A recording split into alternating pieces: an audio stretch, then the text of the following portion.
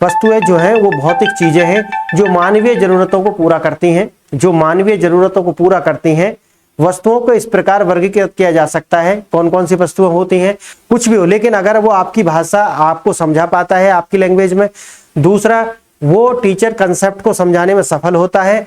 तीसरा, वो व्यक्ति आपको अश्योर करता है। और चौथा, जो भी सब्जेक्ट उठाता है उसको पूर्णतः पूरा कराएगा। ये आपको उसका एक रोड मैप आपको दिया हुआ है। अगर ये सब कुछ है, जैसे उदाहरण के लिए आपको बताऊं, गाड़ी बनाना है, अगर गाड़ी बनाना है तो उसके लिए स्टील चाहिएगा, रबड़ चाहिए, तो रबड़, स्टील, ये प्लास्टिक, ये सारे क्या हैं, ये मध्यवर्ती वस्तुएं हैं उसके उत्पादन के लिए। जो फाइनल प्रोडक्ट क्या बनेगा, कार बनेगी ना एक। हाँ, और वाणिज्य दूतावास, यानी कि दूतावास और वाणिज्य दूतावास और सैन्य प्रतिष्ठान, ये सभी के सभी जो भी इकोनॉमिक एक्टिविटी करते हैं, जो जनरेट करते हैं, वो भी आपके जो जीडीपी का हिस्सा होती है। तो पहले वाले को बेस ईयर मान करके चलेंगे, बेस लेकर के चलेंगे। मैं आपको बताऊंगा कि बेस ईयर क्या होता है। अभी आप लिखेंगे, यानी कि इसके अंदर हम 4 क्वार्टर लेकर के चलते हैं, जो अभी मैंने आपको लिखा है। वित्तीय वर्ष में 4 क्वार्टर होते हैं। कितना? 4। कि आपकी जीडीपी बढ़ रही है तो समाज में किस प्रकार के जो परिवर्तन है वो निश्चित आपको देखने के लिए मिलेंगे। हाँ, आप जनरलाइजेशन करके कह सकते हैं कि अगर जीडीपी बढ़ रही है तो देश की जो अंदर की जो जनसंख्या है उसकी जीवन में खुशहाली बढ़ती है। लेकिन कौन सी और किसके जीवन में कितनी खुशहाली बढ़ी है, इसका हमारे पास कोई आंकड़े नहीं होते हैं। एनडीपी चाहिए तो जो जीडीपी है उसमें से मूल्यह्रास आप हटा देंगे, मूल्यह्रास आप हटा देंगे। अब आप समझे मूल्यह्रास क्या है, यानी कि जो भी हमने उससे सर्विस ले ली है, वस्तु खरीदा हमने, उसको उपयोग किया और उस उपयोग में उसके मूल्य में जो ह्रास हुआ है उसे बोलेंगे हम जीएनपी, बराबर होता है जीडीपी। और जो विदेशों से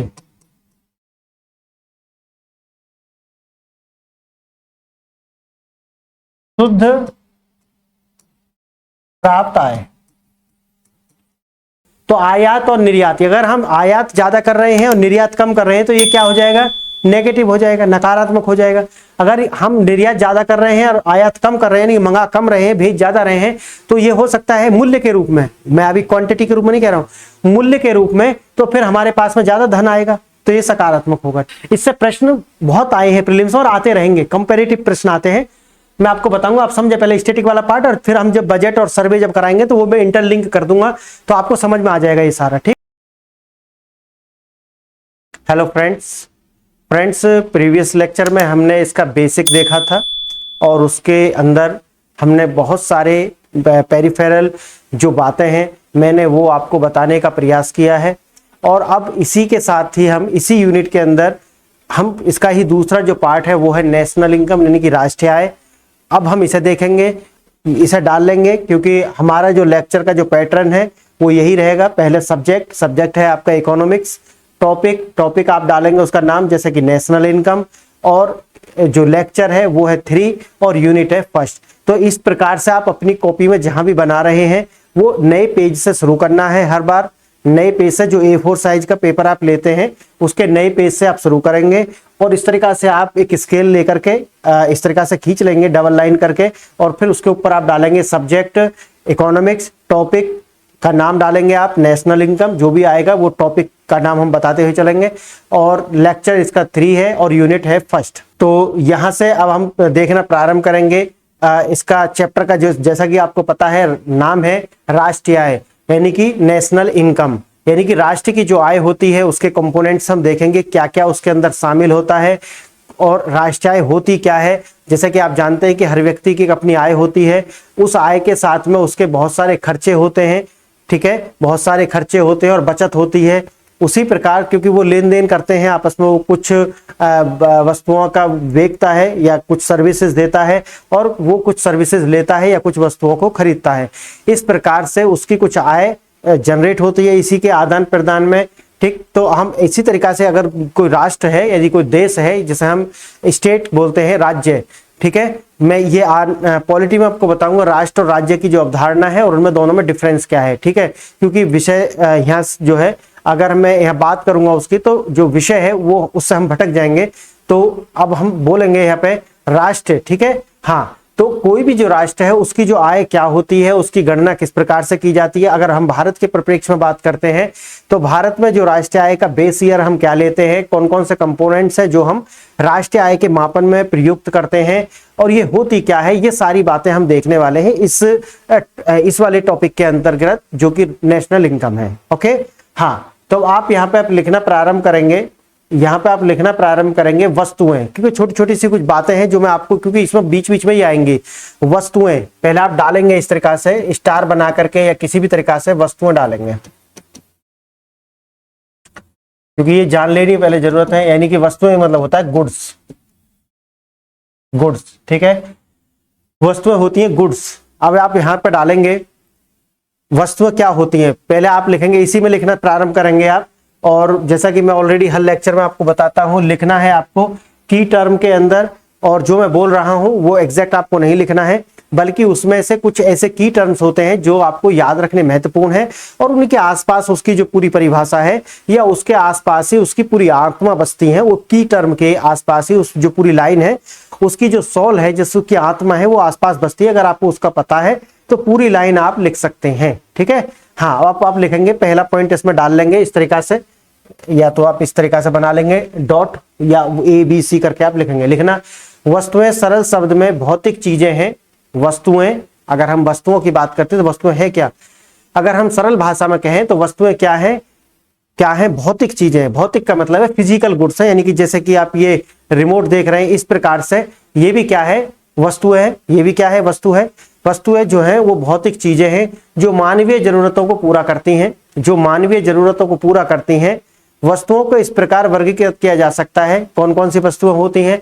आप ये मत समझना कि मैं बहुत बेसिक से करा रहा हूं, कारण ये है कि हम बहुत सारी बातें ऐसा अंडरस्टूड करते हैं कि हमें आती हैं।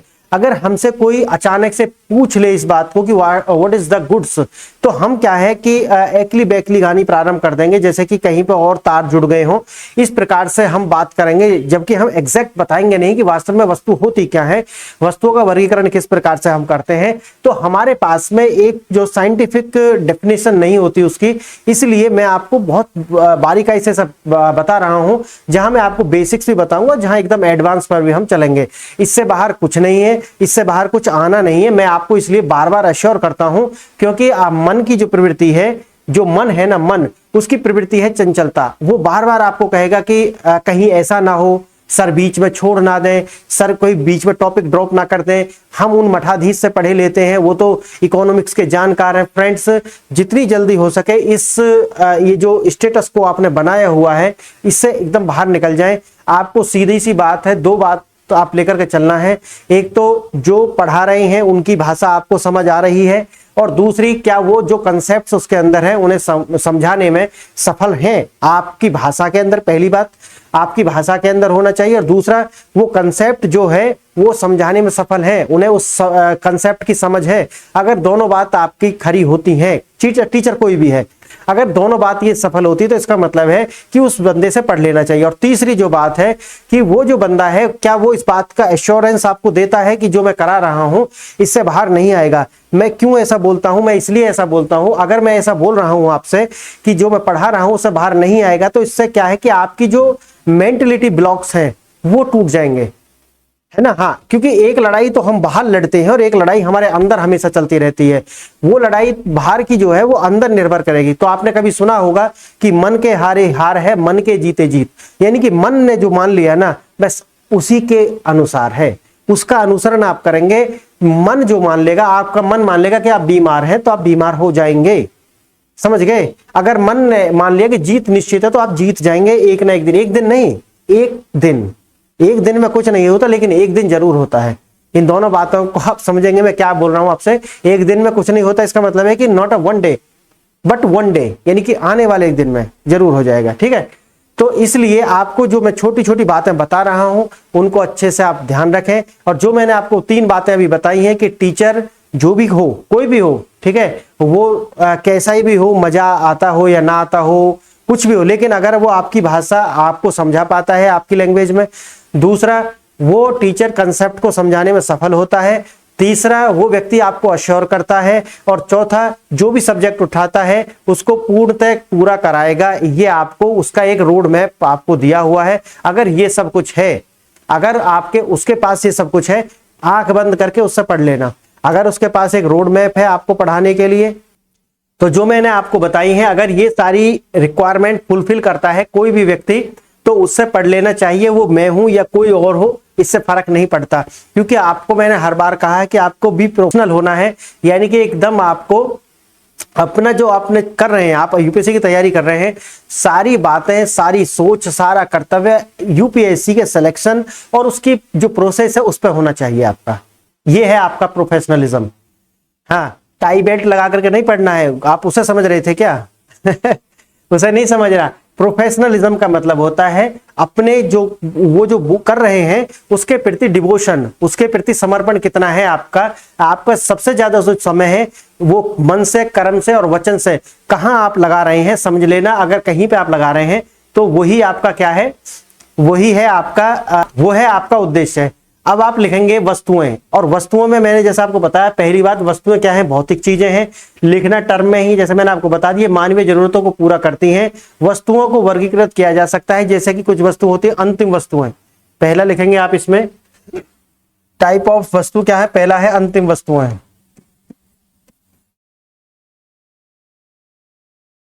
अंतिम वस्तुएं जिन्हें हम बोलते हैं फाइनल गुड्स।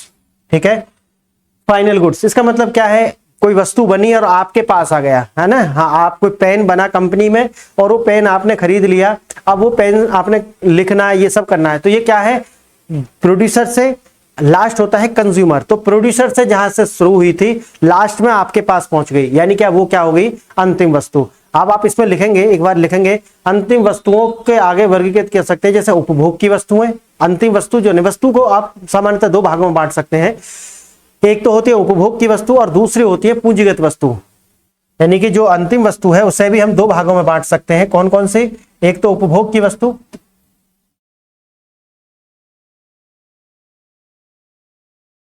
और दूसरी होती है कौन सी? पूंजीगत वस्तु, या पूंजी, या फिर उत्पादक, उत्पाद का सामान। यस,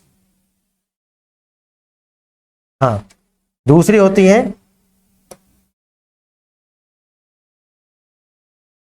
पूंजीगत वस्तु। ठीक है, उपभोग की वस्तुएं आप समझ गए, यानी कि हमने खरीदा, अपने उपयोग में ले लिया, वहां खत्म हो जाती है। दूसरी वस्तु होती है जो पूंजीगत वस्तु होती है। पूंजीगत वस्तु का मतलब है वो वस्तुएं जो कि, जैसा कि आपने कोई ऑफिस खोला, उसके अंदर आपने क्या है, कोई मशीन लगाया, तो वो वस्तु कैसी है? पूंजीगत, कैपिटल वस्तु है ना। हाँ, कैपिटल है, यानी कि वहां से आप कोई भी जनरेशन करेंगे, यानी कि पैसा कमाएंगे, कुछ जनरेट करेंगे, तो यानी कि वो आपकी पूंजी बनाएगी, कैपिटल है ना। हाँ, तो उपभोग का तो मैंने आपको बता दिया, यानी कि आपने खरीदा और अपने उपयोग में ले लिया, वहीं पर वो खत्म हो जाती है। लेकिन अगर कोई बिजनेस करने के लिए आप कोई वस्तु खरीदते हैं तो वो पूंजीगत वस्तु की श्रेणी में आ जाएगी। समझ गए आप? हाँ, तो लिखेंगे दो प्रकार की हो गई, और एक होती है, लिखेंगे अंतिम वस्तुएं। हाँ, लिखेंगे आगे अंतिम वस्तुएं में, इसी में लिखेंगे आगे, ये वस्तुएं जो अंतिम उपभोग या अंतिम उपभोग के लिए, यानी कि वे वस्तुएं जो अंतिम उपभोग के लिए प्रयुक्त होती हैं, वे उत्पादन या परिवर्तन के किसी चरण के वे उत्पादन के किसी चरण से नहीं गुजरती। इसका मतलब है वो आपने खरीदी और वो वहीं पे आप उसे नहीं आगे बेचेंगे, कुछ नहीं करना, वो वहीं पे हो गए। ठीक है, इसी का पॉइंट आगे लिखेंगे, एक अंतिम वस्तु इस प्रकार का उत्पादन है या इस प्रकार का उत्पाद है। लिखेंगे एक अंतिम वस्तु इस प्रकार का उत्पाद है जिसका उपयोग उपभोक्ता अंत में करता है, मतलब वही लास्ट में। अब ये लिखा मैं इसलिए रहा हूं ताकि आपको एक समझ पैदा हो जाए। एग्जाम में हो सकता है आए, हो सकता है नहीं आए, लेकिन आपको एक साइंटिफिक लैंग्वेज में आना चाहिए कि वस्तुएं होती क्या है, कितने प्रकार की होती है उनके। अगर आपसे आता है तो आप लिख पाए, अगर आता है तो मैं तो वो आपको दिखाऊंगा वैसे तो, क्योंकि ये सारी एक एक यूनिट खत्म होती जाएगी और मैं आने वाले प्रश्न आपको है दिखाता हुआ चलूंगा। ठीक है, साथ ही साथ।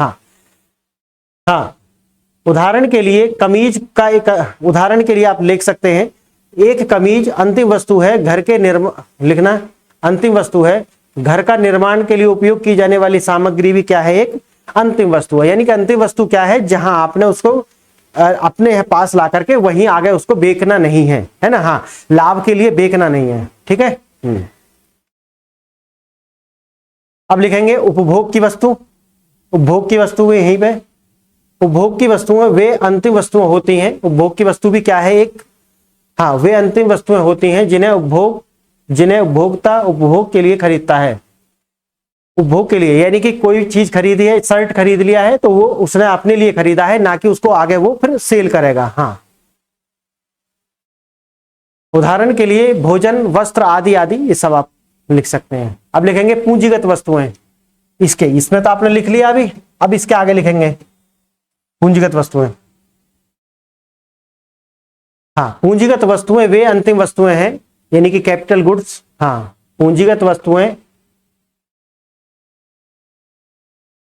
वे अंतिम वस्तुएं हैं जो अन्य वस्तुओं के उत्पादन में सहायक होती हैं। समझ गए आप। हाँ, अगर हमने अपने यहाँ पे कोई मशीन लगाया और उसी मशीन से हमने क्या करा, दूसरी वस्तुओं का उत्पादन किया, है ना। हाँ, वे उत्पादन प्रक्रिया के दौरान रूपांतरित नहीं होती, बल्कि वे उत्पादन को संभव बनाती हैं। खुद रूपांतरित नहीं होती, बल्कि उनसे क्या है कि दूसरी वस्तु बनाई जा सकती है। मैंने उदाहरण मशीन का, जैसा कोई मशीन आपको डाई मशीन आपने लगा लिया, या किसी प्रकार के कपड़े को छापने वाली मशीन आपने लगा लिया, है ना।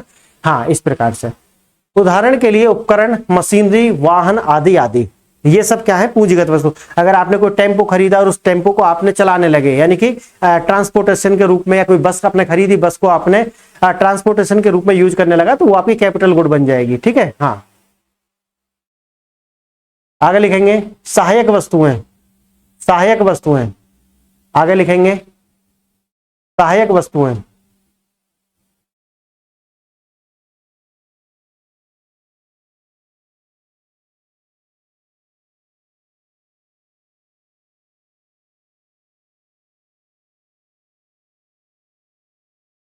लिखेंगे इसमें सहायक वस्तुएं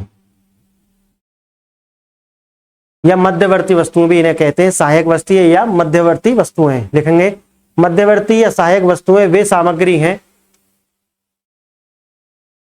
मध्यवर्ती वस्तुएं या सहायक वस्तुएं वे सामग्री हैं जो कच्चे माल या अंतिम माल के उत्पादन, कच्चा माल या अंतिम माल में पढ़ा चुका हूं आपको।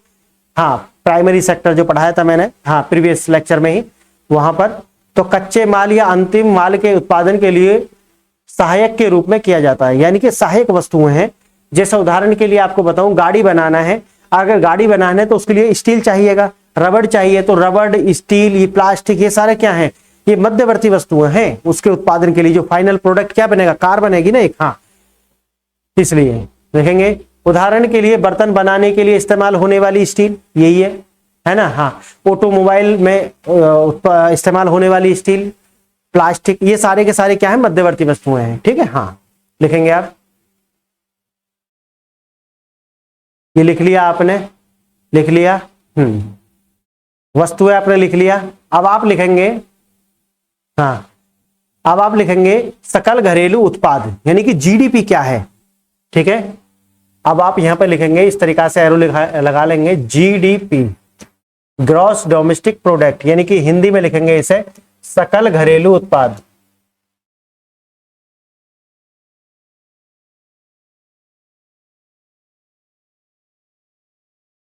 सकल घरेलू उत्पाद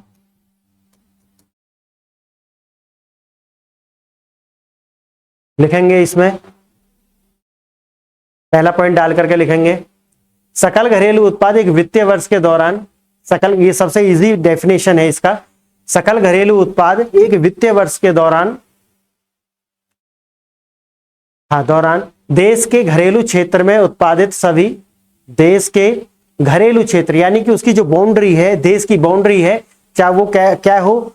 हाँ, बाउंड्री भी कई तरीका की होती है, यानी कि जहां तक हमारा जो एक होती है समुद्री सीमा, हाँ, वहां तक भी, ठीक है। एक होता है एयर स्पेस, एयर स्पेस जानते हैं ना आप। हाँ, जहां तक हमारे देश का क्या है, उड़ान क्षेत्र है, वहां से बिना हमारी मंजूरी के, हमारी मतलब गवर्नमेंट की मंजूरी के, कोई अन्य देश अपने, ना तो जो सवारी वाला वाहन है, वाहन मतलब सवारी वाला एरोप्लेन, ना ही वो कोई भी जो कार्गो टाइप के जो होते हैं, बड़े बड़े जहाज जो एरोप्लेन्स होते हैं ना, वो किसी भी तरीका का एयर स्पेस से कोई भी वस्तु नहीं गुजार सकता, ठीक है, वो उसे बोलते हैं अपना एरो स्पेस। और मैंने जैसे बताया कि जलीय सीमा जो 200 नॉटिकल माइल्स तक होती है, इस प्रकार से आप देखेंगे कि ये सारे के सारे क्या है, घरेलू क्षेत्र सीमा में अंदर आएंगे, ये सारे घरेलू क्षेत्र सीमा के अंदर आने वाले हैं। और मैं आगे बारीकाई में आपको बताऊंगा जो भारत के कमिश्नरेट होते हैं, हाँ, जहां पर हमारे देश के जो IAS अधिकारी जो होते हैं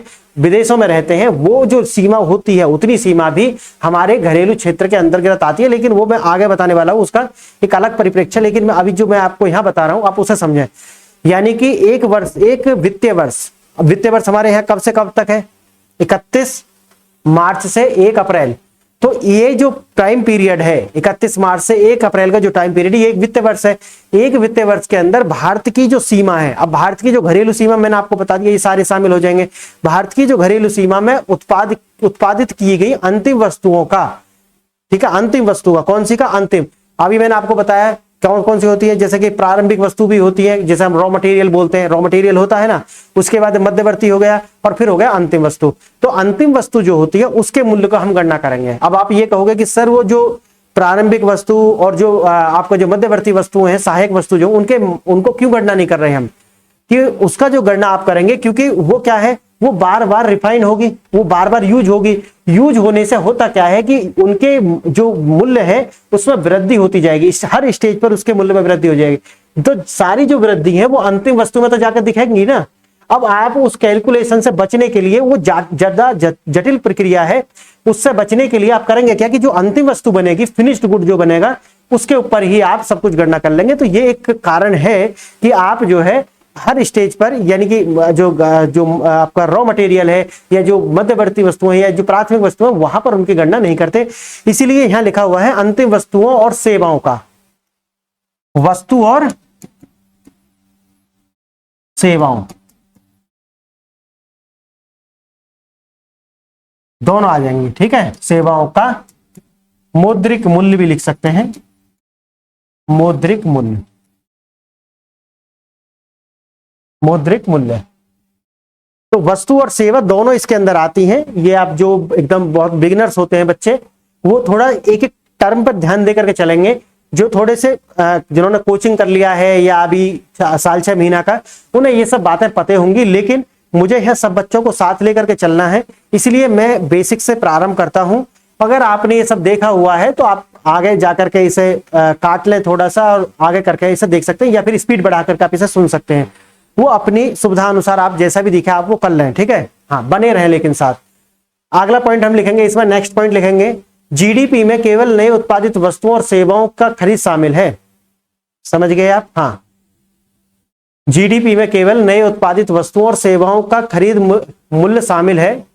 इसमें प्रयोग की गई वस्तुओं की बिक्री या पुनर्विक्रय शामिल नहीं है। समझ गए आप?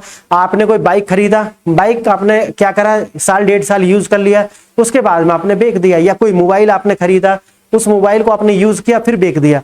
तो इसका मतलब है कि जब आपने खरीदा था वही मूल्य आपको लगेगा। अब एक बार वो कहाँ चला गया, वो अंतिम वस्तु बन गया। अंतिम वस्तु के बाद में जैसा कि मैंने आपको बताया कि उस पर बार बार गणना नहीं करेंगे।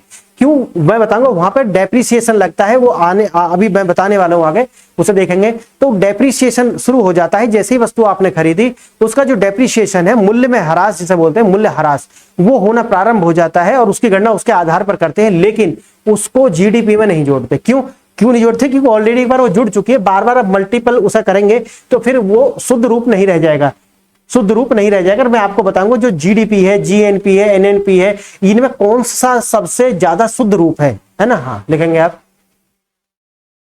हाँ, वस्तुओं का बिक्री या पुनर्विक्रय शामिल नहीं होता, लेकिन पुनर्विक्रय में प्रदान की जाने वाली सेवाएं जीडीपी में शामिल हैं।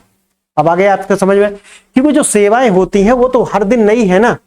जो सेवा आप उसमें, जैसे कि वस्तुओं का हम विक्रय कर रहे हैं, तो विक्रय करने में क्रिय विक्रय की तो शामिल है, क्रिय विक्रय तो क्या है, शामिल है ना। तो क्रिय विक्रय जो है वो तो उनके द्वारा जो सेवाएं हैं वो तो आ जाएंगी, लेकिन गुड्स हट जाएगा। जो पुनर्विकृत जो है वो उसमें गुड्स हट जाएगा, लेकिन सेवा शामिल रहेगी। इस बात पॉइंट को याद रखेंगे, ठीक है। हाँ, लिखेंगे घरेलू क्षेत्र क्या है, मैंने जैसे आपको भी बताया हमारी घरेलू सीमा के अंदर, तो इसका मतलब क्या है, ठीक है। तो यहां लिखेंगे घरेलू क्षेत्र का अर्थ क्या है।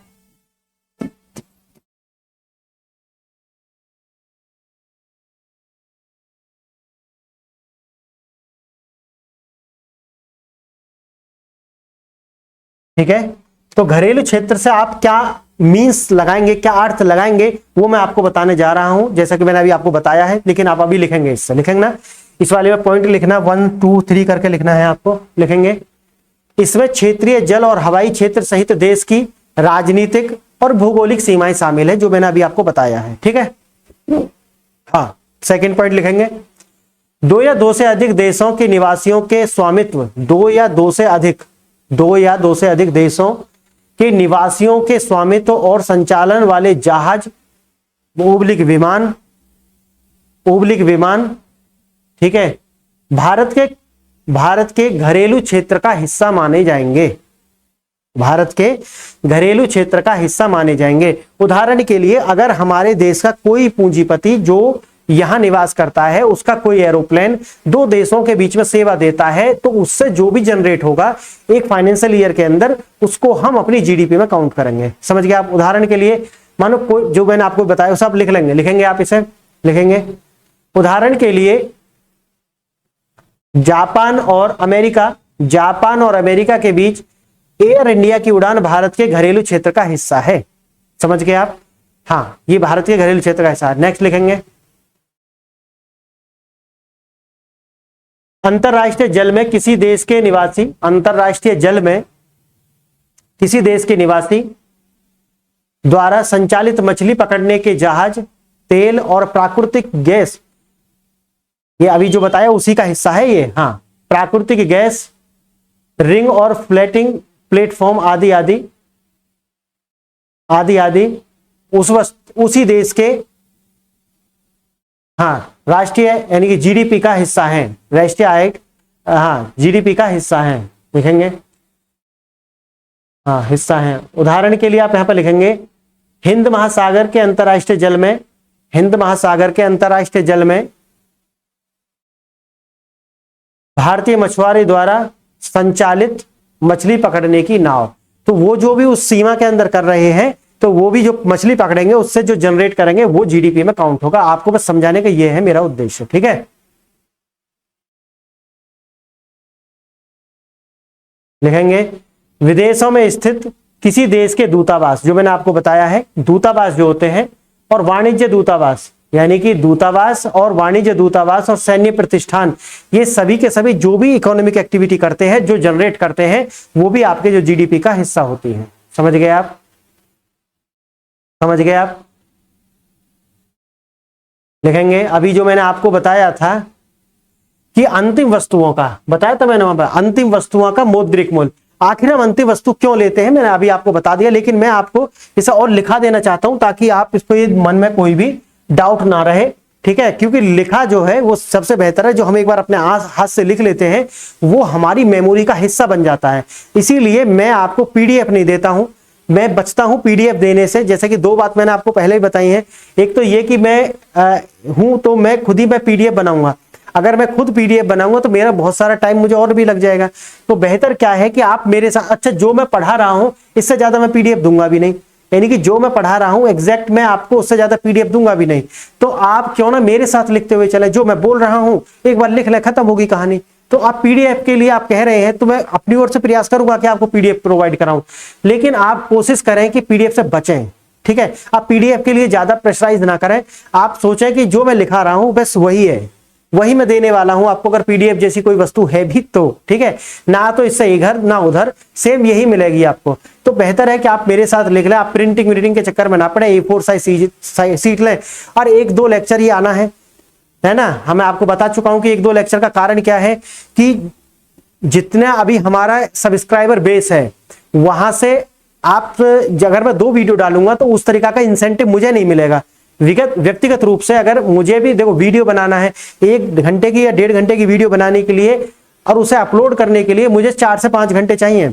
अगर मैं 1.5 घंटे की वीडियो बनाता हूं तो उसे अपलोड करने का अंतिम चरण तक मुझे 4 से 5 घंटे लगेंगे, कितना, 4 से 5 घंटा। अब आप सुनिए, एक वीडियो में बनेगा ये। अगर मैं आपको 2 वीडियो बनाता हूं तो मुझे, अगर आप ऑन एन एवरेज भी लगाएंगे तो लगभग 7 से 8 घंटा लग जाएगा। अगर 3 वीडियो में बनाऊंगा तो मुझे 10 से 12 या 13 घंटा लग जाएगा। अब आप सोचिए कि अगर मेरा बेस ही कितना है, 500 है, तो मैं अगर इतनी वीडियो बनाऊं तो मुझे इंसेंटिव नहीं मिल रहा है। 4 से 5 घंटा आपको कार्य करना है, तो उसके लिए मुझे ये भी तो लगे ना कि यार देखने वाले लोग हैं, हमारी डिमांड भी है कि भाई आप वीडियो डालें, हम देखने के लिए तैयार हैं। अगर जब ये होना प्रारंभ हो जाएगा, पहले तो बेस बढ़ने दो आप। मैंने जैसा आपको बताया है कि मैं सब कवर कर लूंगा, आने वाले समय में मैं सब कवर कर लूंगा। अगर इसी तरीका से रिस्पॉन्स ज्यादा नहीं भी आता है तो सीरीज बंद नहीं करूंगा। मैंने आपको बोल दिया, अश्योर कर रहा हूं, जितने भी लोग इस चैनल पर हैं उनको एक बात के लिए अश्योर करता हूं, मैं सीरीज बंद नहीं करूंगा। हाँ, जो मैंने आपको बोला है कि भाई मैं 360 दिन में कर रहा हूं, हो सका है वो मैं थोड़ा और लंबा खींच दूं, बस इतना होगा, लेकिन कराएंगे पूरा। बोल दिया सो बोल दिया, ठीक है। हाँ, रिस्पॉन्स बहुत अच्छा आता है तो जहां मैं 1 डाल रहा हूं 2 भी डालने लगूंगा, 3 भी डालने लगूंगा, ठीक है। हाँ, तो इसलिए आपको मैंने जैसा बताया कि ये इंसेंटिव मतलब थोड़ा सा लगना चाहिए कि लोगों को भी जरूरत है, और उसी से मुझे भी थोड़ा लगेगा यार बना दूंगा फिर, ठीक है। मेहनत भी करने के लिए तैयार है, तो इसीलिए, ठीक है। अब आप लिखेंगे अंतिम वस्तुओं को क्यों जोड़ा जाएगा, ठीक है। लिखेंगे, आप लिखेंगे केवल, हाँ, अंतिम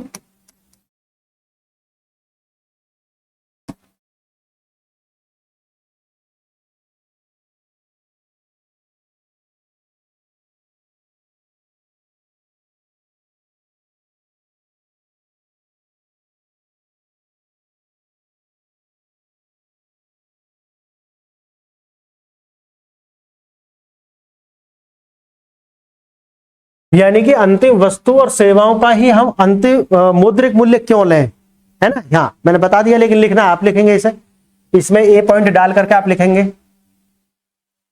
अंतिम वस्तुओं के मूल्य में पहले से ही मध्यवर्ती वस्तुओं का मूल्य शामिल होता है।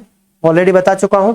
लिखना कैसा है, की टर्म में लिखना है, की टर्म में, ठीक है ना। हाँ, सारी वस्तु ऐसा जैसा बोल रहा हूं वैसा नहीं लिखना है, यही है मेरा उद्देश्य बेटा। लिखेंगे अंतिम वस्तुओं के मूल्य में पहले से ही मध्यवर्ती वस्तुओं का मूल्य शामिल होता है जो उत्पादन की प्रक्रिया में सहायक है, जो उत्पादन की प्रक्रिया में सहायक है, हाँ, ठीक है। और वो पहले से ही क्या है, सहायक है और शामिल हो चुका है, समझ गए। क्योंकि मध्यवर्ती वस्तु जो है, जो प्रारंभिक वस्तु है, वो दोनों का मूल्य जो ऑलरेडी शामिल है। एक तो ये कारण है, बी कारण लिखेंगे, इसमें बी लिखेंगे। उन्हें अलग अलग गिनने से दोहरी गणना त्रुटि हो जाएगी, जैसे मैंने आपको बताया कि उनको अगर आप बार बार गिनेंगे तो एक तो चुनौतीपूर्ण हो जाएगा, बार बार एक लॉजिक भी नहीं बनता, लॉजिक थोड़ी ना बनता। आप भी सोचते हैं ना किसी भी तरीका से इजी हो जाए, अगर नहीं सोचते तो आप सोचना, आपको पूरी यूपीएससी की जो प्रिपरेशन है उसको जटिल नहीं बनाना है, जो लोग बनाए हुए हैं कि ये है और वो है, नहीं। क्योंकि अगर वो इसे जटिल नहीं बनाएंगे तो कोर्स बिकने वाले हैं नहीं। बस आप इतना याद रखें, जितनी बात मैं बोलता जा रहा हूं, अगर आप एक छोटी सी कॉपी बना करके उसे लिख रहे हैं ना आप, फ्रेंड्स, इस बताने के पीछे 10 साल की कठोर तपस्या है, 10 साल की कठोर तपस्या है। बहुत नजदीक से देखा है, बहुत नजदीक से सहा है। ये सिर्फ ऊपर ऊपर से नहीं आ रही हैं, ये बहुत गहराई से आ रही हैं, अनुभव से आ रही हैं। इसलिए अगर आपने कोई छोटी कॉपी बनाई हो ना, वहां पर लिखते चलना जो मैं आपको बोल रहा हूं। और उनको, क्योंकि सुनने से तो होता नहीं कुछ भी, आप उनका जब तक एप्लीकेशन फॉर्म नहीं लाएंगे अपनी लाइफ में, मैंने बता दिया, आपने सुन लिया, बात अगर यहीं खत्म हो जाती है तो उसका कोई भी औचित्य नहीं है, कोई औचित्य नहीं होता। अगर मैंने बताया और आपने उसको सुना और सुनने के बाद में एप्लीकेशन फॉर्म में आप उसे लेकर के आए, उसका रिजल्ट आएंगे। उसी तरीका से जो किताब में लिखा है, अगर वो आप देखना शुरू कर दिए ना समाज के अंदर, आपने अपने दैनिक जीवन में उसको अप्लाई करना शुरू कर दिया, ये है आपके काम का, फिर आपको सफल होने से कोई नहीं रोक सकता। सफल होने का मतलब क्या है, अभी मैं यूपीएससी के मायने में यहाँ पे ले रहा हूं, क्योंकि सफलता के ऊपर मैं आपको आगे आने वाले टाइम में बताऊंगा। ये बड़े एक अलग ही तरीका का विषय है, सफलता है क्या, आखिर कौन सफल है, ठीक है, वो मैं कभी आगे देखेंगे। लेकिन अभी आप लिखेंगे, आइए हम कृषि लिखेंगे हम, हाँ, कृषि का उदाहरण हम लेकर के यहाँ पे चलते हैं कि क्यों नहीं करते हैं ना, अंतिम वस्तु ही क्यों हम लेते हैं, मध्यवर्ती या प्रारंभिक वस्तु क्यों नहीं लेते। अगर आप एग्रीकल्चर का उदाहरण लेते हैं तो वहां पर क्या होगा, आलू उगाए, सपोज करो आलू या गेहूं या इस तरीके से कुछ भी उगाया। अगर वहां पर एक किसान ने एक वर्ष में 100 रुपए के आलू का उत्पादन किया, अब उसको आलू उसने क्या करा, बेच दिया मार्केट में उसे खरीदने के बाद में उसको क्या कर दिया, कंपनी में गया, उसको चिप्स या कोई भी खाने की वस्तु बना दिया। वो जो खाने की वस्तु है, वो खाने की वस्तु 100 रुपए में जो उसे खरीदा है उतने में तो नहीं बेचेगा, क्योंकि उसने रिफाइंड करा है, उसे प्योर करा है, उसको कन्वर्ट करा है, तो उसकी जो वैल्यू है, सर्विस की जो वैल्यू है वो भी ऐड हो गया, प्लस उसका जो लाभ है जो उसने इन्वेस्टमेंट किया है वो भी उसके अंदर उसका भी ऐड हो गया। इस प्रकार से 100 रुपए की वस्तु जो उसने खरीदी है उसने उसको कितना कर दिया, 200 रुपीज कर दिया। तो जो 200 रुपीज उसने किया है, जो 200 रुपीज उसने किया है, ये क्या है, उसका अंतिम उत्पादन। तो अगर हम पहले वाले जो 100 रुपए पे भी लगाएंगे, फिर इसके द्वारा 200 पे भी लगाएंगे, तो कितना हो जाएगा, 300, जबकि ये तो इलॉजिकल है। हुआ कितना, आलू का अंतिम मूल्य क्या बना, 200 रुपीज। इसलिए आप बार बार गणना करने से बचते हैं कि ना कि जितने स्तर पर वो जाएगी सबको जोड़ेंगे तो त्रुटि होने की संभावना है, और संभावना क्या होगी ही होगी। ठीक है, हाँ।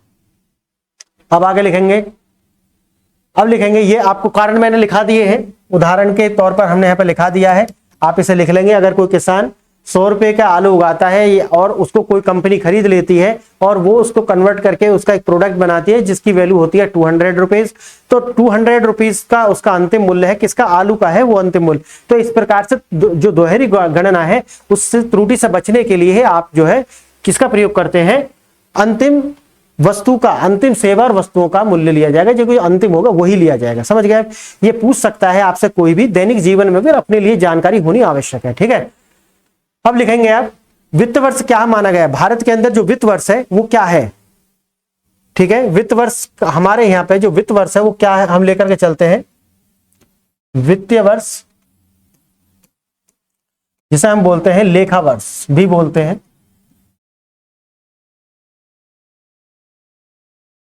लेखा वर्ष, हाँ। अब इसमें लिखेंगे, हमारे यहां पर आपको पता है कोई भी वर्ष जो होती है उसमें 12 मंथ होते हैं, लेकिन उसको हम क्या मान के चलते हैं, भारत के अंदर आप लिख लेना, भारत के अंदर जो वित्त वर्ष है वो 1 अप्रैल से प्रारंभ होकर के 31 मार्च पर समाप्त होता है। यानी कि प्रारंभ होता है 1 अप्रैल से और समाप्त होता है क्या, 31 मार्च। तो 1 अप्रैल से 31 मार्च के बीच हमारा जो होता है फाइनेंशियल ईयर होता है। हाँ ठीक है, हाँ 31 मार्च फाइनेंशियल ईयर होता है। अब लिखेंगे इसके अंदर कितने होते हैं, 4 क्वार्टर होते हैं। आप क्योंकि बैंकिंग जब आप देखे होंगे, जब कभी बैंकिंग आप न्यूज सुनते हैं, बैंक यानी कि वित्तीय समाचार आप सुनते हैं, वहां आपको क्वार्टर सुनता है कि क्वार्टर 1 का जीडीपी ग्रोथ इतना है, क्वार्टर 2 का जीडीपी ग्रोथ इतना है, क्वार्टर 3 का जीडीपी ग्रोथ इतना है। तो क्वार्टर का ग्रोथ जो है वो देखा जाएगा। अगर आप ये देखेंगे कि अगर आप, तो मन में आता होगा ना कि भाई जीडीपी का ग्रोथ इतना है, तो ये जीडीपी का जो ग्रोथ है वो ग्रोथ का मतलब है कि मतलब वो परसेंटेज में दिया होगा। तो वो परसेंटेज के लिए बेस क्या माना है, क्योंकि अगर कोई परसेंटेज आप निकाल रहे हैं तो उसका क्या होता है, एक बेस होता है कि आप भाई इस साल को लेकर के चल रहे हैं बेस में। अब इसके ऊपर आप देखेंगे कि इसका ग्रोथ कितना हुआ। अगर पहला तिमाही में, मतलब कि पहली तिमाही के अंदर कोई वस्तु 100 रुपए का, मतलब 100 रुपए है ना, यहां से 100 रुपए का हुआ, अब यहां तक वो उसका जो मूल्य है वो कितना हो गया, मतलब यहां पर कुछ था, यहां पर भी कुछ था, एक्स था, और यहां पर 100 रुपया हुआ, तो ये एक्स प्लस 100 हो गया, एक्स प्लस 100 हो गया। अब ग्रोथ का मतलब ये है कि यहां से जब वो यहां पहुंचेगा, यहां पर देखो, यहां पर लास्ट में, तो यहां से वह कितना पहुंचा। अब मानो सपोज करो यहां से पहुंचते टाइम वो 50 और बढ़ गया, तो इसका मतलब कितना होगा, एक्स प्लस 150। समझ गए, ये 150। अब यहां पर ग्रोथ देखने के लिए आपको क्या चाहिए, बेस चाहिए ना, किससे, यहां से, यानी कि पहले क्वार्टर से यहां तक पहुंचने में। अब ये क्या बन जाएगा, इसका जो है बेस कितना है वो देखना है, और इसी से हम इसका क्या निकाल देंगे, परसेंटेज निकाल देंगे। समझ गए आप मेरी बात। हाँ, तो पहले वाले को बेस ईयर मान करके चलेंगे, बेस लेकर के चलेंगे। मैं आपको बताऊंगा कि बेस ईयर क्या होता है। अभी आप लिखेंगे, यानी कि इसके अंदर हम 4 क्वार्टर लेकर के चलते हैं, जो अभी मैंने आपको लिखा है, वित्तीय वर्ष में 4 क्वार्टर होते हैं। कितना, 4 तिमाही, 4 तिमाही होती है। क्या होती है, 4 तिमाहियां होती हैं, तिमाही होती है। ठीक है, क्या लिखेंगे, 4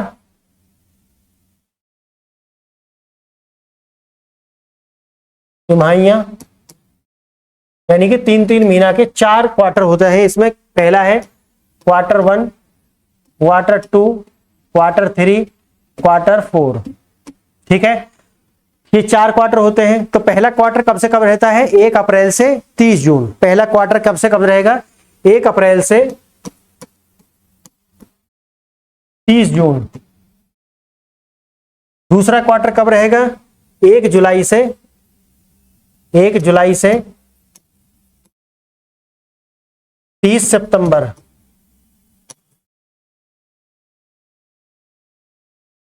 तीसरा क्वार्टर कब रहेगा? 1 अक्टूबर से कब तक रहेगा? ये अक्टूबर से 31 दिसंबर। ठीक है। और फिर चौथा जो क्वार्टर है वो क्या रहेगा? 1 जनवरी से 31 मार्च। समझ गए आप? इस तरीका से 4 क्वार्टर होते हैं और उनका जो ग्रोथ है वो मैंने जैसा आपको बताया, एक बेस जो उसका ओल्ड वाला ले लेंगे और उसको देखते हुए कितना ग्रोथ हुआ है वो हम निकाल लेंगे परसेंटेज में। ठीक है। हाँ, अब आप यहां पे लिखेंगे, अब लिखेंगे आप सकल घरेलू उत्पाद को, हाँ, सकल घरेलू उत्पाद की बहुत सारी अवधारणाएं हैं। लिखेंगे नया टॉपिक, अनेक अवधारणाएं। हाँ, लिखेंगे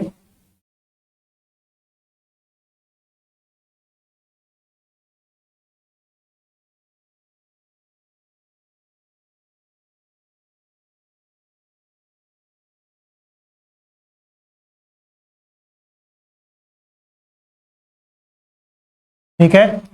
कौन कौन सी अवधारणाएं हैं? बहुत सारी अवधारणाएं हैं इसकी। आप लिखेंगे पहले इसमें पे ए पॉइंट डाल लेंगे इस तरीका से, इसे अंडरलाइन करके यहां पर डालेंगे ए पॉइंट। एक अर्थव्यवस्था का विकास दर, एक अर्थव्यवस्था की विकास दर का निर्धारण करने के लिए, एक अर्थव्यवस्था की विकास दर का निर्धारण करने के लिए 6% की वृद्धि दर का मतलब है कि 6% वृद्धि दर का मतलब है कि अर्थव्यवस्था के आकार में पिछले वर्ष की तुलना में 6% की वृद्धि हुई है। आप समझ गए इस बात को? अगर हम सारे क्वार्टर मिला लेते तो एक ईयर बन गया। अगर आपका आरबीआई गवर्नर आकर के बोलते हैं कि इस बार, या आपकी जो फाइनेंस मिनिस्ट्री का स्टेटमेंट आता है और वो कहते हैं कि इस बार हमारे देश की जो ग्रोथ है वो 6% से रही, इसका मतलब क्या है? इसका मतलब ये नहीं है कि टोटल में 6%, नहीं, जो पिछले वर्ष रहा है उसकी अपेक्षा 6% ज्यादा। अब आ गया, अगर पिछले परसेंट आपकी टोटल जो ग्रोथ हुई थी उसका है 100, तो इस बार टोटल कितना हो जाएगा? 106। आप समझ गए इस बात को? हाँ, बस उसी का लगाना है, पिछले वाले से कंपैरिजन करना है। हाँ, 6% की वृद्धि हुई, इसका मतलब यह है। अब लिखेंगे यह एकमात्र अवधारणा है, यह एकमात्र अवधारणा है, इसकी मात्रा अर्थव्यवस्था की मजबूती को दर्शाती है। इसकी, हाँ, इसकी मात्रा अर्थव्यवस्था की मजबूती को दर्शाती है, लेकिन यह अर्थव्यवस्था के गुणात्मक पहलुओं, यह अर्थव्यवस्था के गुणात्मक पहलुओं के बारे में कुछ नहीं बताती, गुणात्मक पहलुओं के बारे में कुछ नहीं बताती।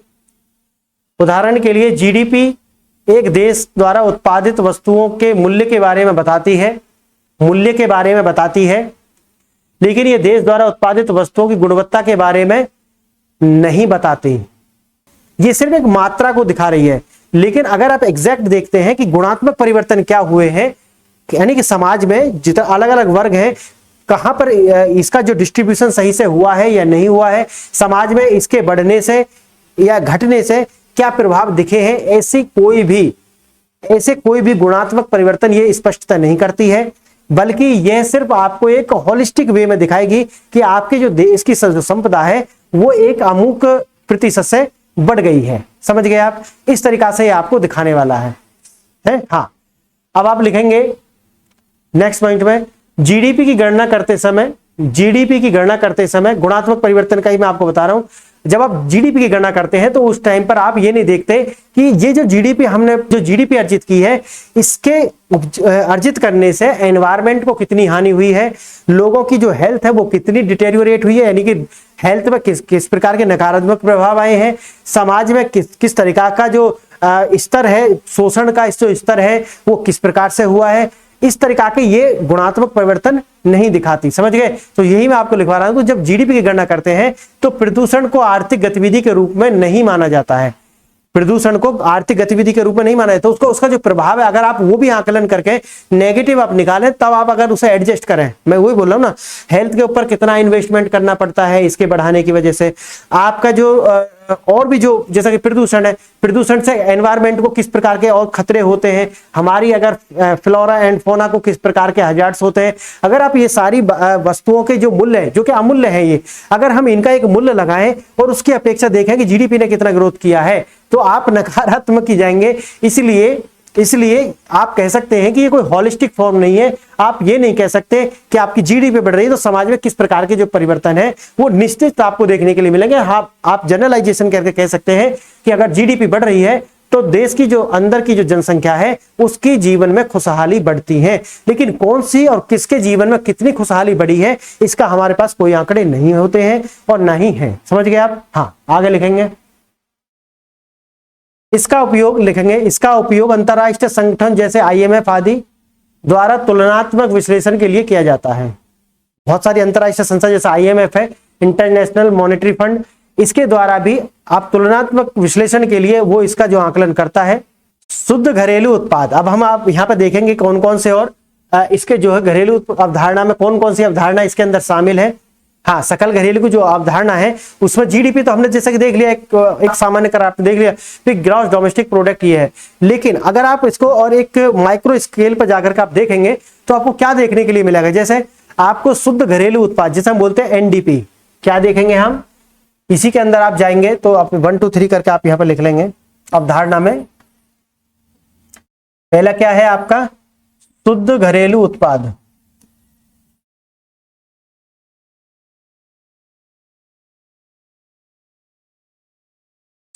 शुद्ध पर ध्यान देना आपको, है ना, इसका बोलते हैं एनडीपी यानी कि नेट डोमेस्टिक प्रोडक्ट। ठीक है, आगे देखेंगे दूसरे पे आप देखेंगे सकल राष्ट्रीय उत्पाद यानी कि इसे बोलते हैं हम एनडीपी जीएनआई। ठीक है, सकल राष्ट्रीय उत्पाद, इसको हम बोलते हैं एनएनपी, इसको बोलते हैं नेट नेशनल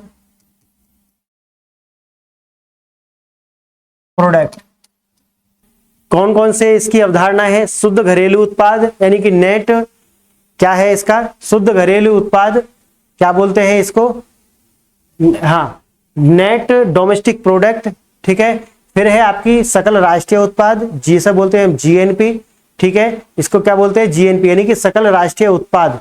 और एक आपका है शुद्ध राष्ट्रीय उत्पाद यानी कि एनएनपी यानी कि net national product, net national product.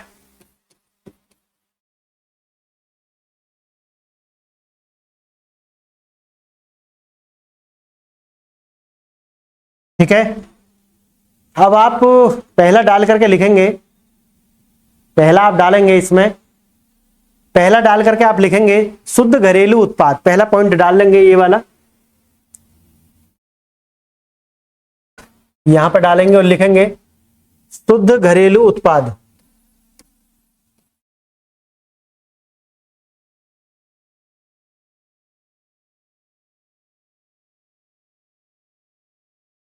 शुद्ध घरेलू उत्पाद, इसका क्या बोलते हैं NDP, net domestic product, net domestic product. अब इसमें लिखेंगे आप शुद्ध घरेलू उत्पाद जिसे हम एनडीपी बोलते हैं, एक राष्ट्र के आर्थिक उत्पादन का वार्षिक माप है जिसे मूल्य ह्रास के हिसाब से संयोजित किया जाता है। आप समझ गए आप, यानी कि जो जीडीपी है, आपने जो जीडीपी पढ़ा है अभी, अगर हम उसमें से मूल्य ह्रास, डेप्रिसिएशन में आपको बोल रहा हूं, अगर आप डेप्रिसिएशन हटा देते हैं तो वो क्या बन जाएगा एनडीपी, क्या बन जाएगा वो एनडीपी। डेप्रिसिएशन मैंने आपको बताया कि अगर हम कोई भी वस्तु खरीदते हैं, वस्तु खरीदने के बाद में उसका क्या होता है, मूल्य में ह्रास होता है। जैसे आप वस्तु आप खरीद के लाए, कोई मोबाइल आपने खरीदा, क्या वो वास्तव में 10 दिन बाद या खरीदने के तुरंत बाद उतने का ही रह जाता है, नहीं रहता है, नहीं।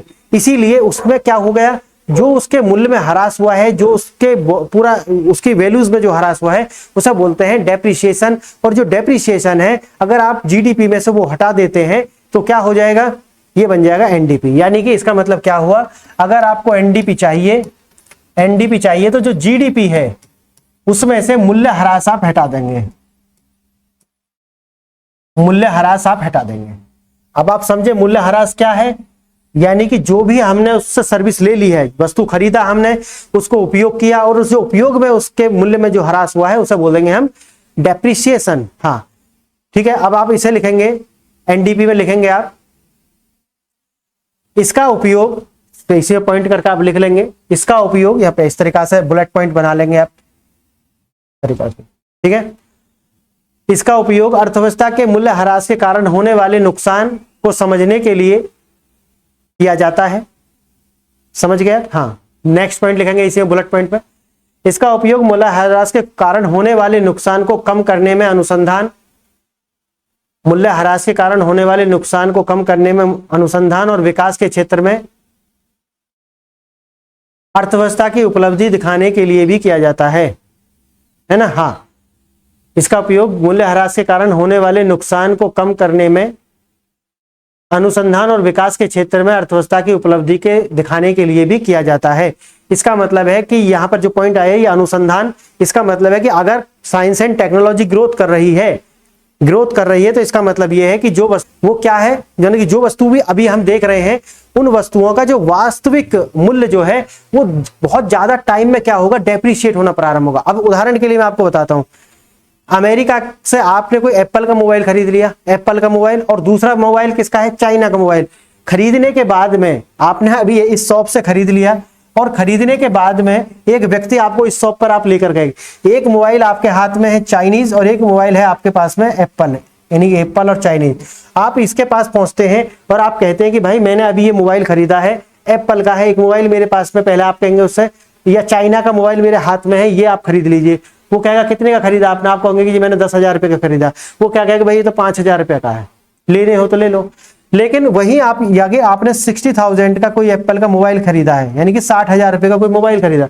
अगर आप इससे जाकर के आप कहते हो कि भाई मेरे पास में मोबाइल है, अचानक से मुझे बेचना पड़ रहा है, कोई मजबूरी है, आप इसे खरीद लेंगे, तो वो 60,000 के मोबाइल का क्या दे देगा आपको, हो सकता है वो 55,000 भी आपको दे दे, 50 या 55,000। अब दोनों कब निकालो, यानी कि इसकी मूल्य में ह्रास कितना हो गया, पहले वाले में 50% का ह्रास हो गया। और यहां पे उसने क्या करा, टोटल वैल्यू 60,000 थी उसकी और उसने उसको क्या है 55,000 रुपए में बेच दिया। अगर आप इन दोनों का ही निकालते हैं, इन दोनों का आप निकालते हैं तो कितना, मात्र 10 से 15% या 20% का नुकसान हुआ है।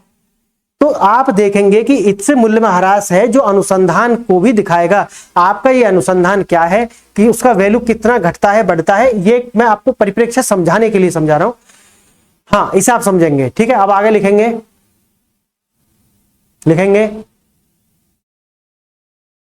मूल्य ह्रास मैंने आपको समझा दिया है।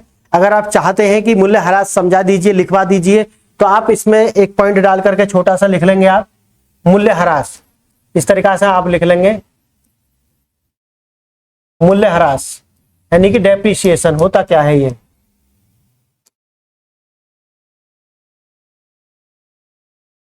डेप्रिसिएशन आप लिख लेंगे इसे। किसी संपत्ति के मौद्रिक मूल्य के साथ उपयोग टूट फूट के कारण, उपयोग यानी कि हमने उसका इस्तेमाल कर लिया, और टूट फूट के कारण जो उसका मूल्य में गिरावट आती है उसे मूल्य ह्रास कहते हैं। एक लाइन में आप इसे लिख लेंगे, क्योंकि अगर आपसे पूछा जाता है तो फिर क्या होता है कि हम ऐसा अंडरस्टूड करते हैं यार मुझे तो आता है, लेकिन अगर कोई पूछ ले तो बूझो तो जाने, अगर आपसे कोई पूछ ले कि बताओ इसका क्या है, तब आप पे नहीं आता। वाकई आपका मन मानता है यार ये तो छोटी सी बात है ना, मूल्य ह्रास जानते ना, हाँ वो मूल्य में गिरावट, ऐसा नहीं चलता। एग्जैक्ट आपको बताते आना चाहिए। आपसे पूछा तुरंत आप बताएंगे, और वो भी उसी भाषा में जो एक परिष्कृत भाषा में बोलता हूं हमेशा, वही भाषा में आपको बताना है कि संपत्ति के मौद्रिक मूल्य में उपयोग और उसके टूट फूट के कारण जो कमी आती है, जो ह्रास होता है, उसे उसका मूल्य ह्रास कहते हैं। बात खत्म, ठीक है। हाँ सही है। हाँ लिखेंगे आगे सकल राष्ट्रीय उत्पाद। अब आप लिखेंगे सकल राष्ट्रीय उत्पाद, दूसरा पॉइंट है ये हमारा।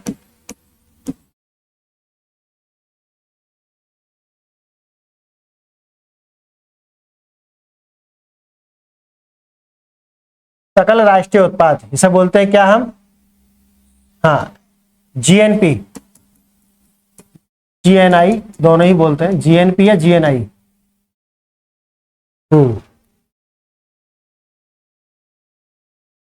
लिखेंगे इसमें सकल राष्ट्रीय उत्पाद या सकल राष्ट्रीय आय, सकल राष्ट्रीय उत्पाद या सकल राष्ट्रीय आय उत्पादन स्थान की परवाह किए बिना, उत्पादन स्थान मतलब हो सकता है वो किसी अन्य देश में भी उत्पादित हो रहा हो, है ना। हाँ, उत्पादन स्थान की परवाह किए बिना एक वित्तीय वर्ष में देश के सामान्य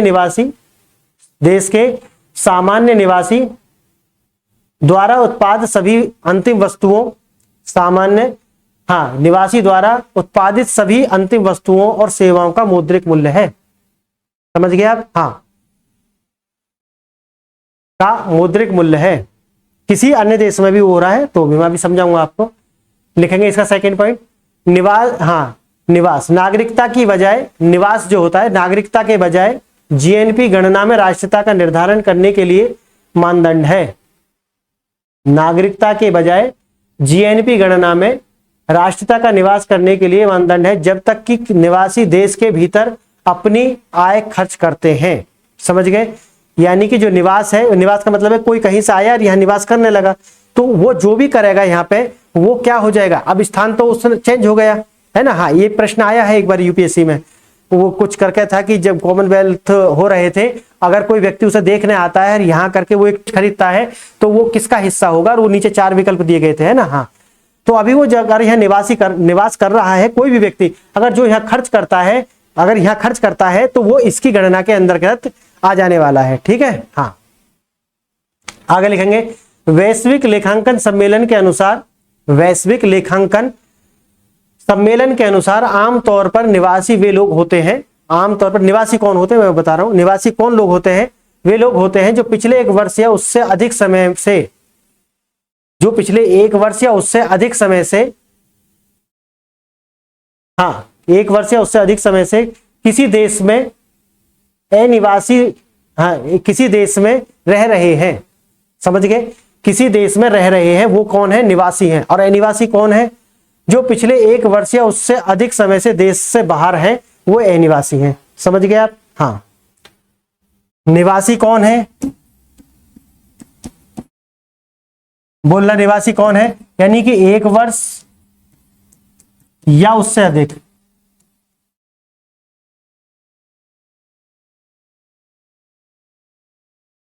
उससे अधिक समय से अगर रह रहे हैं। और अनिवासी कौन है, 1 वर्ष या इससे अधिक समय से बाहर रह रहे हैं, बाहर रह, हाँ बाहर रह रहे हैं, वो अनिवासी हो जाएंगे। अब आपको पता चल गया जो जीएनपी है, यही जो जीएनपी है किसके बराबर हो जाएगा, जीएनपी जो होता है वो जीडीपी प्लस विदेशों से शुद्ध कारक आय। यानी कि जो जीएनपी है इसका मतलब क्या होता है बेटा, जो जीएनपी है, जीएनपी बराबर होता है जीडीपी और जो विदेशों से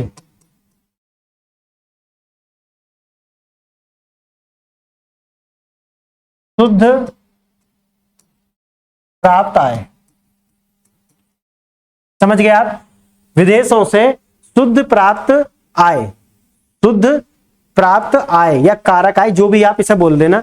तो इसका मतलब क्या होता है कि ये जो शुद्ध प्राप्त कारक आय है, अब आप इससे सोचें, अगर भारत जैसा देश है, ठीक है, तो भारत जैसे जो देश है वहां पर क्या ये पॉजिटिव होगी या नेगेटिव होगी, आप बताइए मुझे, ये पॉजिटिव होगी या नेगेटिव होगी। यानी कि जो भारत से बाहर लोग जो रह रहे हैं वो वहां पे जो कमा रहे हैं उनके द्वारा भारत में भेजा गया पैसा, और भारत में जो अनिवासी भारतीय रह रहे हैं उनके द्वारा कमाया गया पैसा अगर जाता है विदेश, उन दोनों को आप क्या करेंगे, जाने वाले को घटा देंगे आने वाले पे से, और अगर वो पॉजिटिव आता है तो उसका मतलब हो जाएगा जो राष्ट्रीय आय है, जीएनपी जो आपकी है वो जो है क्या है, पॉजिटिव है। अगर वो नेगेटिव आता है, इसके कहीं के वो घट करके नकारात्मक आता है तो वो क्या हो जाएगी, नकारात्मक है। समझ गया? यानी कि कम आएगा। बोलिए यहां तक, बोलिए। इसका मतलब क्या होता है कि सकल राष्ट्रीय आय का अगर हम बात करते हैं, सकल राष्ट्रीय आय उत्पाद की हम बात करते हैं, का कोई निवासी बाहर रह रहा है जिसे हम अनिवासी एनआरआई बोलते हैं, वो जो है उसने जो पैसे कमाए हैं, सपोज करो उसने 100 रुपए कमाए हैं, सपोज करो मैंने ना माना हाँ, और जो भारत में रह रहा है किसी अन्य देश का जो नागरिक है, उसने कुछ पैसे मानो 50 रुपए कमाए हैं, मैं एक उदाहरण के लिए आपको बता रहा हूं, तो इसका मतलब है कितना आया, यानी कि 50 रुपए का हमें क्या हुआ, धनात्मक, यानी कि लाभ हो। अब यह धनात्मक जुड़ेगा, समझ गए आप। और इसी प्रकार अब आप यहां से लगा सकते हैं कि जो विकासशील देश हैं, जो विकासशील देश हैं, उनके जो नागरिक बाहर रह रहे हैं, ठीक है, वो क्या ये पॉजिटिव होगा या ये नेगेटिव होगा, ये सोचने का है, हम इस पर आगे कराने वाले हैं। ये धनात्मक रहता है या भारत का ऋणात्मक रहता है, इस सब के हम आगे चर्चा करेंगे और आपको लिखाएंगे, ठीक है। विदेशों से शुद्ध कारक आय में शामिल मदें कौन कौन सी हैं? विदेशों से शुद्ध कारक आय, हमने जो विदेशों से हमने आय जो की है उसके अंदर कौन कौन शामिल है ना। हाँ, इसे लिखेंगे, विदेशों से शुद्ध कारक आय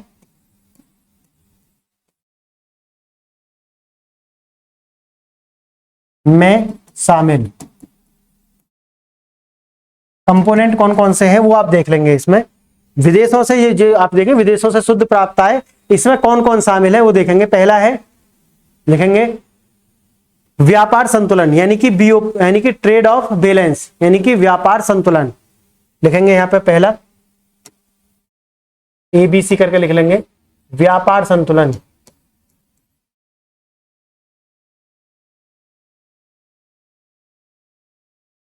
यानी कि बैलेंस ऑफ ट्रेड,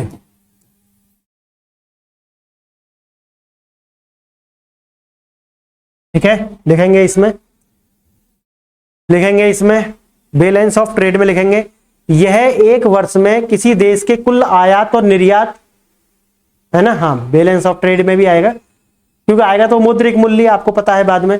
तो आयात और निर्यात, अगर हम आयात ज्यादा कर रहे हैं और निर्यात कम कर रहे हैं तो ये क्या हो जाएगा, नेगेटिव हो जाएगा, नकारात्मक हो जाएगा। अगर हम निर्यात ज्यादा कर रहे हैं और आयात कम कर रहे हैं, यानी मंगा कम रहे हैं, भेज ज्यादा रहे हैं, तो ये हो सकता है मूल्य के रूप में, मैं अभी क्वांटिटी के रूप में नहीं कह रहा हूं, मूल्य के रूप में, तो फिर हमारे पास में ज्यादा धन आएगा, तो ये सकारात्मक होगा, ठीक है। हाँ, देखेंगे, हाँ, भारत हाल ही के वर्षों में व्यापार संतुलन नकारात्मक है, आपको पता चल गया नकारात्मक है। हम क्या करते हैं, आयात ज्यादा करते हैं, निर्यात कम करते हैं।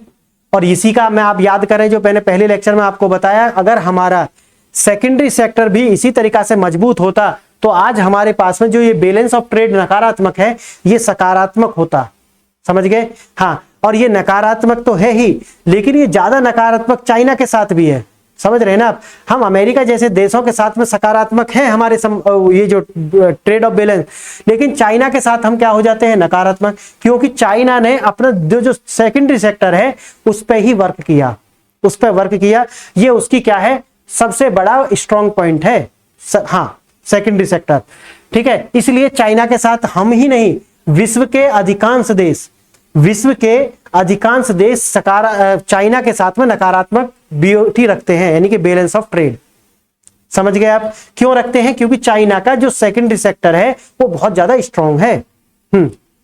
आपने सुना होगा ना कि $100 बिलियन का भी हमारा क्या है, व्यापार घाटा। हाँ, ये वही व्यापार घाटा है। आप लिखेंगे एक बार, इसका एक बार लिखा तो मैं आपको, लिखना, मार्च 2021 में भारत का जो व्यापार संतुलन है, संतुलन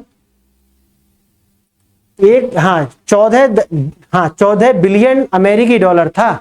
कितना, 14 बिलियन डॉलर, ठीक है, 14 बिलियन डॉलर। अब लिखेंगे बाह्य ऋणों पर ब्याज, दूसरा कौन सा इसमें शामिल है, उसमें और दूसरा क्या शामिल है, बोलना, बाह्य ऋणों पर ब्याज,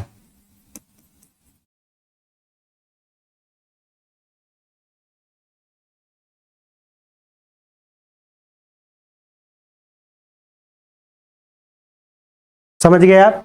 यानी कि जो देश की सरकारें होती हैं, खासकर जो डेवलपिंग कंट्रीज होती हैं या डेवलप कंट्रीज भी जो होती हैं, वो क्या करती हैं, वो लेती हैं पैसे उधार। उनमें दो तरीका से उधार लेती हैं, एक तो होती है जो किसी स्टेट से कोई स्टेट ले, यानी कि किसी देश से कोई देश उधार लेता है, अब देश से ले सकता है, या फिर हो सकता है कि वो प्राइवेट प्लेयर जो होते हैं वो किसी देश IMF जैसी संस्थाओं के माध्यम से अपने जो पैसे हैं उनको किसी देश के साथ, किसी देश में इन्वेस्टमेंट करते हैं। ये तरीके हैं। और तीसरा जो तरीका है वो होता है डोमेस्टिक रूप से, यानी कि अगर आपके देश में अगर घरेलू बचत है, घरेलू बचत ज्यादा है, तो इसका मतलब यह है कि हमारे देश को अपने देश में से कम ब्याज पर क्या मिल जाएगा, धन मिल जाएगा। अब पैसे अगर किसी देश को चाहिए, जैसा कि आपको पता है कि कोई भी विकासशील देश जो होता है उसको अपना की इंफ्रास्ट्रक्चर, अब याद करो पिछले लेक्चर में मैंने की इंफ्रास्ट्रक्चर यानी कि जो बेसिक स्ट्रक्चर इंफ्रास्ट्रक्चर जो होता है उसे डेवलप करने की आवश्यकता होती है, समझ गए। जैसे जैसे देश विकसित होता जाता है उसके इस जो डेवलपमेंट की जो गति है वो कम होती जाती है, क्योंकि वो सैचुरेशन की ओर बढ़ रहा होता है। और भारत जैसे जो विकासशील देश है, यहाँ अभी हमें रोड भी बनाने हैं, यहाँ पर अभी बिजली की जो व्यवस्था है उसको भी अलग अलग तरीका से बदलना है, यानी कि हाइड्रो पावर प्रोजेक्ट लगाना है, जो सूर्य से जो ऊर्जा हम उत्पन्न करते हैं वो जो टेक्नोलॉजी है वो भी हमें यहाँ पे लेकर के आनी है। उसी तरीका से आपकी और भी जैसे परमाणु ऊर्जा है उससे हम कितना वो कर सकें, उनके लिए टेक्नोलॉजी की आवश्यकता होती है। और साथ ही साथ में एक आपकी प्रेशर होना चाहिए, विश्व में आपकी जितनी छवि स्ट्रांग होती जाएगी आप उतने ही ज्यादा, मैं आपको इसमें पढ़ाने वाला हूं, क्योंकि भारत अभी इस प्रीलिम्स में प्रश्न आया है कि भारत जो है सबसे ज्यादा जो ऊर्जा का उत्पादन है वो विद्युत तापीय ऊर्जा यानी कोयले से करता है, तो हम यूरेनियम से क्यों नहीं कर लेते। उसके कारण मैं आपको गिनाऊंगा, उसके बहुत सारे कारण है कि हम करते क्यों नहीं है, ठीक है। अब आप लिखेंगे इसमें बाह्य ऋणों पर ब्याज, यानी कि सरकार जो होती है, अभी आप इतना समझे, मैं आगे बहुत कुछ समझाने वाला हूं आपको कि हर देश की सरकार है, चाहे वो विकसित हो या विकासशील, लेकिन विकासशील ज्यादा है ना, विकासशील को ज्यादा आवश्यकता होती है, तो वो बाहर से भी और अपने देश के अंदर से भी ऋण लेते हैं, और उस ऋण पर बाहर कम ब्याज देना पड़ता है, देश के अंदर जो ब्याज वो जो पैसे लेते हैं उन पर ज्यादा ब्याज देना पड़ता है। ये पूरा सिस्टम आपको समझाऊंगा कि देश के अंदर से हम इस पर प्रीलिम्स में भर भर के प्रश्न आए हैं कि अंदर से जो हम डोमेस्टिक जो हम लेते हैं उसका परसेंटेज ज्यादा है, मतलब मात्रा ज्यादा है, जो विदेशों से लेते हैं उसकी परसेंटेज यानी कि टोटल वैल्यू ज्यादा है। इससे प्रश्न आए हुए हैं, मैं आपको दिखाऊंगा जब ये यूनिट खत्म होगी तो सारे प्रश्न मैं कराने वाला हूं आपको, तो वहां भी बता दूंगा, लेकिन अभी भी मैं बता रहा हूं इससे प्रश्न बहुत आए हैं प्रीलिम्स और आते रहेंगे, कंपैरेटिव प्रश्न आते हैं, मैं आपको बताऊंगा। आप समझे पहले स्टैटिक वाला पार्ट, और फिर हम जब बजट और सर्वे जब कराएंगे तो वो मैं इंटरलिंक कर दूंगा, तो आपको समझ में आ जाएगा ये सारा, ठीक है। लिखेंगे आप, पहला पॉइंट लिखेंगे बाह्य ऋणों पर ब्याज, इसका पहला पॉइंट लिखेंगे ब्याज भुगतान के, यानी ब्याज भुगतान का अंतर्वाह और ब्याज भुगतान का बहिर्गमन, यानी कि ब्याज भुगतान का अंतर्गमन और ब्याज भुगतान का बहिर्गमन, है ना। क्योंकि भारत ने जो लोन दिए हुए हैं वो आते हैं, प्लस जो हमने लोन लिए हुए हैं, यानी कि हम ऋण लेते हैं और हम ऋण देते हैं, उनके बीच में कितना डिफरेंस है ये भी जाकर के कहां पे ऐड हो जाएगा, जो मैंने आपको बताया हुआ है ना। जो मैंने आपको बताया हुआ है, क्या बताया है मैंने, कि जो जीएनपी है उसके अंदर जो सकल घरेलू उत्पाद जो विदेशी शुद्ध कारक आय है वो कारक आय में शामिल होना है, ये उसी का कंपोनेंट है ये शुद्ध कारक आय का, ठीक है। तो वो आप घटा लेंगे कि आपने कितना आपने दिया है उस पर आपको ब्याज मिल रहा है, और जो आपने लिया है कितना ब्याज आपको देना पड़ रहा है, उन दोनों का जो डिफरेंस आएगा उसके हिसाब से ही है। तो आप प्रीलिम्स के लिए याद रखना है कि आपको कौन कौन से कंपोनेंट्स हैं। मैंने आपको दो बता दिए हैं अभी तक, पहला मैंने बताया बैलेंस ऑफ ट्रेड यानी कि व्यापार संतुलन, और दूसरा मैंने बताया आपको बाह्य ऋणों पर ब्याज, है ना। और इसके अंदर जो मैंने लिखाया है वो आप लिख लेंगे, यानी कि क्या लिखेंगे, ब्याज भुगतान का बहिर्गमन और अंतर्गमन का जो अंतर है वो है इसके अंदर, ठीक है। अब आगे लिखेंगे, इसी का एक उदाहरण भी लिखे। भारत के लिए ये हमेशा नकारात्मक रहा है, भारत के लिए ये कैसा रहा है, नकारात्मक। अब आप जोड़ पा रहे होंगे कि भारत के लिए नकारात्मक रहने का कारण क्या है, क्योंकि भारत एक विकासशील देश है, वो इतना पैसा बाहर ब्याज पर नहीं देता है जितना वो लेता है, बस इतना समझ लें आप, है ना। आगे लिखेंगे निजी प्रेषण यानी कि प्राइवेट रेमिटेंस लिखेंगे, आगे सी पॉइंट लिखेंगे, इसमें सी पॉइंट लिखेंगे निजी प्रेषण यानी कि व्यक्तियों के द्वारा भेजा जाने वाला पैसा, है ना। व्यक्ति भेजते हैं ना, रेमिटेंस जो भेजते हैं, जो डायस्पोरा भारत से बाहर रह रहा कि उनके परिवार भारत के अंदर है, तो अपने परिवार के लिए वहां से यहाँ धन भेजते हैं वो, तो वो धन इसके अंदर शामिल है, याद रखना है, क्योंकि प्रीलिम्स के अंदर यही पूछा जाएगा आपसे, वो दे देगा और फिर कहेगा ओनली 1 ओनली 2 ओनली 3, ठीक है। बस लिखेंगे आप बाहर काम कर रहे भारतीय नागरिक, बाहर काम कर रहे भारतीय नागरिक और भारत में काम कर रहे विदेशी नागरिक द्वारा बने शुद्ध परिणाम इसके अंतर्गत आते हैं, समझ गए आप। भारत के अंदर कुछ विदेशी काम कर रहे होंगे और भारत के अंदर से बाहर लोग काम कर रहे होंगे, जो भारत, वो दोनों को आप देखेंगे उनके बीच का जो डिफरेंस है वो इसी के अंदर आएगा, ठीक है।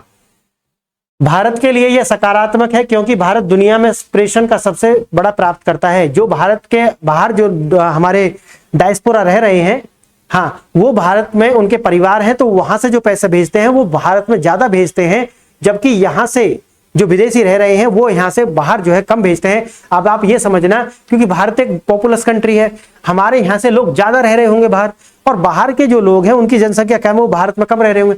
अगर आप व्यक्तिगत रूप से देखेंगे तो जो विदेशी यहाँ भारत के अंदर रह रहे हैं, व्यक्तिगत रूप से वो हर भारतीय से जो बाहर रह रहे हैं पैसा कहीं ज्यादा ही कमा रहे होंगे। आप समझे, दोनों बातों में आप अंतर समझे। अगर भारत के अंदर कोई सर्विस, क्योंकि सर्विस दे रहे होंगे ना, भारत के बाहर जो लोग रह रहे हैं वो भी क्या कर रहे हैं, सर्विस दे रहे हैं। अगर वो सर्विस दे रहे हैं और भारत के अंदर भी अगर कोई भी वस्तु व्यक्ति यहाँ सर्विस दे रहा है, मैं अभी थोड़ा आपको छोटे स्केल में बता रहा हूं, आप ये भी कह सकते हैं कि भारत की भी कुछ एमएनसीज हैं जो विदेशों में काम कर रही हैं, वहां वो रोजगार दे रही हैं, और एमएनसीज भारत के अंदर भी काम कर रही हैं विदेशों की। मैं उसे नहीं, मैं आपको एक छोटे स्केल में बता रहा हूं कि अगर कोई व्यक्ति यहाँ पर रह रहा है विदेशी, तो वो व्यक्तिगत रूप से ज्यादा तनख्वाह ले रहा होगा, और भारत में जो लोग, भारत के जो लोग बाहर रह रहे हैं वो व्यक्तिगत रूप से कम तनख्वाह ले रहे होंगे। अगर हम मास स्केल पर देखते हैं तो, मैं व्यक्तिगत एक एक व्यक्ति की बात नहीं कर रहा हूं, तो उनमें तो फिर अलग अलग हो जाएगा। हो सकता है कि 10 लोगों की तनख्वाह जो भारत के बाहर रह रहे हैं उनकी ज्यादा हो, विदेशों की यहाँ कम हो, मैं वो नहीं कह रहा हूं, ठीक है, ये आप देख लेंगे। अब आप लिखेंगे इसी में, ये याद रखना कि निजी प्रेषण का जो है भारत सबसे बड़ा रिसीवर है ना। हाँ, उदाहरण के लिए हाँ, मैंने जो आपको बता दिया, अगर कोई भारत का व्यक्ति है, वो आप उदाहरण के लिए लिख देंगे। अगर भारत का कोई व्यक्ति वहां पर रह रहा है जिसका नाम रमेश है या सुरेश है या कोई प्रवीण है, और वो वहां से रह करके कुछ पैसा यहाँ ज्यादा भेज रहा है, भारत में अगर कोई भी, ठीक है, भारत के अंदर कोई भी, हाँ, स्टीवन रह रहा है और वो स्टीवन अपने यहाँ कम पैसे भेज रहा है, वो आप देख लेंगे दोनों का। आप लिखेंगे सामान्य निवासी, अब लिखेंगे आप। फ्रेंड्स, यहां तक आज हमने इस लेक्चर में देख लिया है।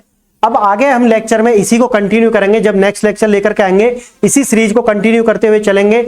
आप हर सीरीज को देखें, क्योंकि आपने अगर पहली सीरीज छोड़ करके आप इस सीरीज को या इसके नेक्स्ट सीरीज को देख रहे हैं तो आपको समझ में नहीं आएगा, तो आप शुरू से शुरू करेंगे और इसको 1 बाय 1 करके देखते हुए चलेंगे, ठीक है। ओके फ्रेंड्स, आपने मेरी बातों को इतने ध्यान से सुना, इसके लिए बहुत बहुत धन्यवाद। नमस्कार।